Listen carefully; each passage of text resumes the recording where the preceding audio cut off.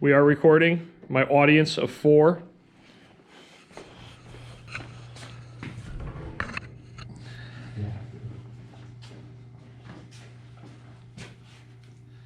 This is going to be very difficult, but we're going to get through it together. So this is my Communications 101 class. This is my first project. It's a speech. It's going to last approximately 3 minutes if you survive that time frame of 3 minutes. Right, yeah. So, all right, so I'm going to begin now. And I don't know if I can do this in front of you guys. It's going to be very difficult, but just to let everyone know, too, these are my peers, okay, in the fire department. So, yeah, it's awkward, but we're going to get through it. Yeah. So I have to choose a quote and what it says about me. So I've chosen an old quote. So the quote is, I have no ambition in this world but one, and that is to be a firefighter. The position may, in the eyes of many, appear to be a lowly one. But we who know the work which a fireman has to do believe it to be a noble calling. Our proudest moment is to save lives. Under the impulses of such thoughts that the nobility of the occupation thrills and stimulates us to deeds of daring, even in supreme sacrifice. So I chose this quote. It was written in 1908 by Chief Edward Croker of the New York City Fire Department because it really does affect my life. As most of you know in the room that, you know, being a 4th generation firefighter, I grew up around this, and knowing my audience, we all grew up around this.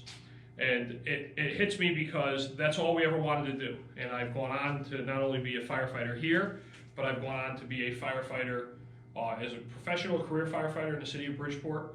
And along with my brother, my family, we've progressed very far in our fire service careers. We talk about the part in the middle there, towards the end actually, where they talk about the stimulating us to deeds of daring, even in supreme sacrifice. We all know that firefighting is an inherently dangerous occupation. And unfortunately, we have lived through several of those types of incidents. This quote was written shortly after a multiple fatality firefighter event in the city of New York. So having personally lived through, at this point now, knowing 4 firefighters that have died in the line of duty, you know, it does hit home that this is an occupation where sometimes our guys don't make it home. So I've chosen this quote for the reason that it hits because we've wanted to do this job for a very long time. We're doing this job now, but it also talks about some of the dangers involved in doing it. And the nobility of it. You know, that of all the occupations out there, I always remember that there was a very famous photo of there was a fire in Boston, and there was a fireman hanging out at the top of a ladder, and there was a mother hanging out a window. And the mother was handing her child down to the firefighter. And I always would look at that picture and I think about the fact that when a parent's child is at risk, it's human nature to hold the child, to bring the child close to them, to protect the child. As firefighters, we've earned the reputation that we're one of the few people in the world that when a child is in danger and the parent is holding them, they willingly give them to us.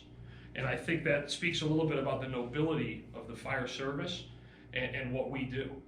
So when you sit back and you think about a lot of firefighters, I want people to understand that for a lot of us, it's a lifelong tradition, and it's a commitment, and it's a lifestyle.